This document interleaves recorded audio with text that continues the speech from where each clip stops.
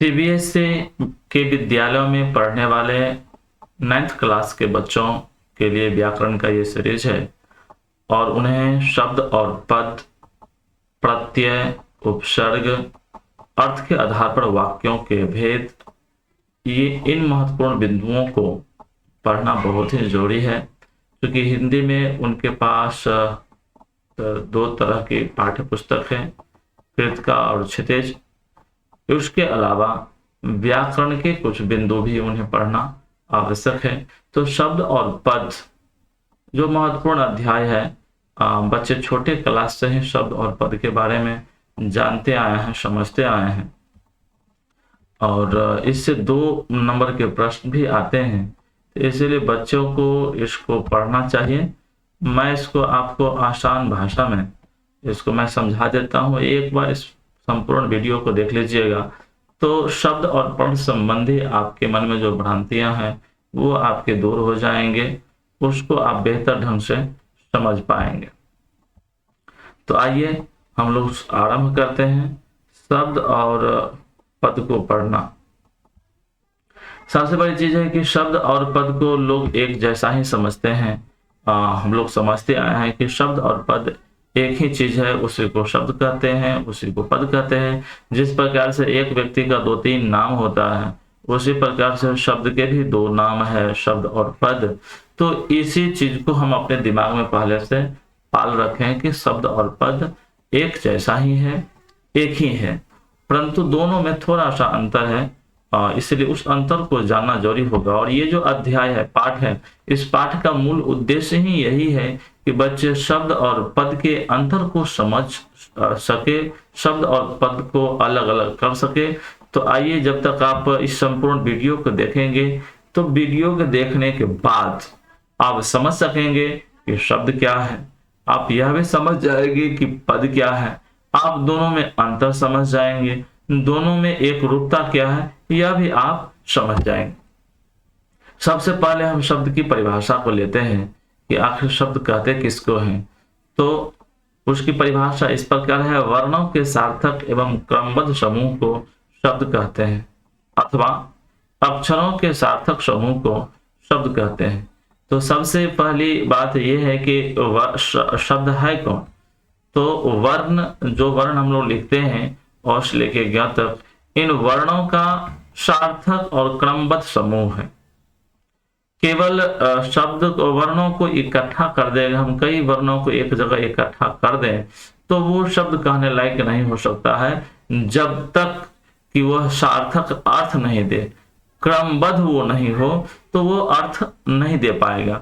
आप परिभाषा को पढ़कर आप दिग्भ्रमित नहीं होइए और मन में भ्रांतियां मत रखिए कि लंबे लंबे चीज याद करना पड़ेगा। दरअसल आप पूरा वीडियो देखिएगा, देखने के दौरान उदाहरण के माध्यम से जब इसको हम समझने की कोशिश करेंगे तो आप एक बार दिमाग में आपको बैठ जाएगा, तो फिर शब्द और पद में आपको कभी कंफ्यूजन रहेगा। तो ये रहा शब्द के अर्थ। अब आप देखिए शब्द के उदाहरण, कमल, कलम, खाना, पीना, अच्छा, ये कुछ हम शब्द लिए उदाहरण के लिए कि ये शब्द के उदाहरण हैं। अब देखिए, जैसे यहाँ कमल है, कमल, अब कमल को देखते हैं तो कमल को जो हम वर्ण विच्छेद करते हैं तो हम पाते हैं इसमें क, अ, म, अ, ल, अ, इतने वर्ण इसमें है। मतलब 1 2 3 4 5 6 वर्ण कमल में है। इसी प्रकार से कलम में भी 6 वर्ण आए हैं, खाना में 4 वर्ण आए हैं, पीना में 4 वर्ण, अच्छा में आपको 4 वर्ण आए हैं। तो इस प्रकार से इतने वर्णों के मेल से शब्द बना जो अर्थ दे रहा है। कमल हम बोलते हैं तो कोई अर्थ का बोध होता है, कलम से किसी चीज का अर्थ का बोध होता है, खाना से खाने क्रिया की बोध होता है, पीने से पीने की बोध होता है, अच्छा से विशेषताएं झलकती है। तो ये शब्द जितने हैं, कमल, कलम, खाना, पीना, ये सब सार्थक शब्द है। फिर से परिभाषा पर आप गौर कीजिए, वर्णों के सार्थक एवं क्रमबद्ध समूह को शब्द कहते हैं। सार्थक वही जिसका कुछ अर्थ निकल सके। तो हम खाना शब्द बोलते हैं या पीना शब्द बोलते हैं, कलम बोलते हैं, कमल बोलते हैं, तो इससे किसी न किसी वस्तु का, किसी न किसी क्रिया का, किसी न किसी विशेषण का बोध होता है, तो ये सार्थक शब्द कहे जाएंगे। चलिए हम लोग आगे देखते हैं, अगले स्लाइड्स में देखते हैं। तो कुछ हम लोग निरर्थक शब्दों का भी, हम लोग निरर्थक शब्द को भी देखें। दरअसल निरर्थक जो है उसको शब्द भी नहीं कहा जा सकता है, लेकिन यहाँ शब्द कहते हैं हम लोग जानने के लिए। जिन वर्णों के समूह का कोई अर्थ न हो उसे शब्द नहीं कहा जा सकता। वर्णों का समूह हो, वर्ण इकट्ठा किया हुआ हो, लेकिन उसका अर्थ नहीं निकले, तो उसको हम शब्द नहीं कहेंगे। जैसे आपने वहां पढ़ा था कमल, सार्थक शब्द में कमल को देखे थे, उसी वर्ण को केवल उल्टा पुल्टा कर दीजिए, मकल बना दीजिए, तो देखिए इसका कोई अर्थ नहीं है। मकल हम बोलेंगे, उसका कोई अर्थ नहीं पता चलता है। मकल शब्द समूह है, ये वर्ण समूह है, लेकिन ये शब्द नहीं कहा जा सकता है। दरअसल यह वर्ण समूह है। इसी प्रकार से मकन को लीजिए, तो मकन भी वर्ण समूह तो है, लेकिन शब्द समूह नहीं है।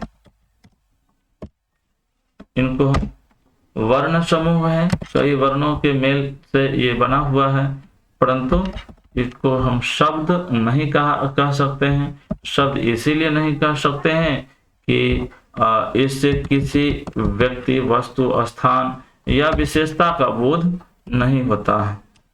तो जिससे कोई अर्थ नहीं निकले उसको शब्द नहीं कहा जा सकता है। दरअसल भाषा में अर्थपूर्ण वर्णों के समूह को ही महत्व दिया गया है। जो अर्थपूर्ण नहीं है उसका कोई महत्व नहीं है।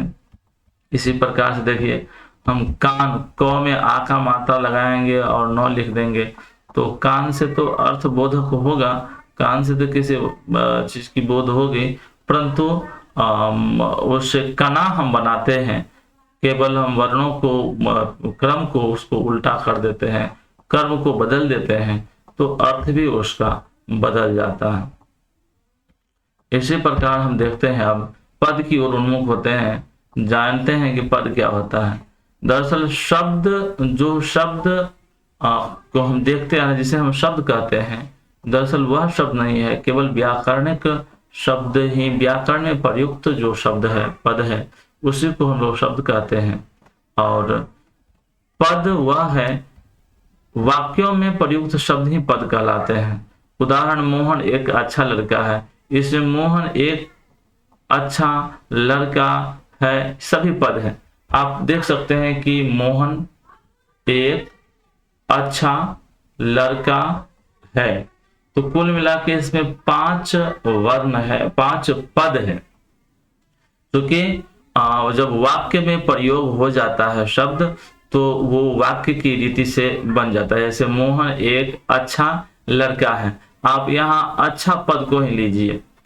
अच्छा के कई स्वरूप है, अच्छा, अच्छे, अच्छी, लेकिन यहाँ हम अच्छे का प्रयोग नहीं कर सकते, अच्छे नहीं लिख सकते, क्योंकि मोहन एक वचन है। तो यहाँ इस पद को भी हम एक वचन में ही रखेंगे, अच्छा ही लिखना हमारी बाध्यता है। अच्छी भी हम नहीं लिख सकते, चूंकि मोहन लड़का है, तो अच्छी भी नहीं लिखेंगे। तो इस प्रकार से जो पद होते हैं वाक्य की रीति से बंधा होता है। पद जो है वो वाक्य के जो कर्ता है अथवा कर्म है, तो उससे बंधा हुआ होता है। कर्ता के अनुसार ही उसके वर्ण, उसके क्या है कि लिंग होगा, वचन होगा, कारक होगा और वाच्य होगा।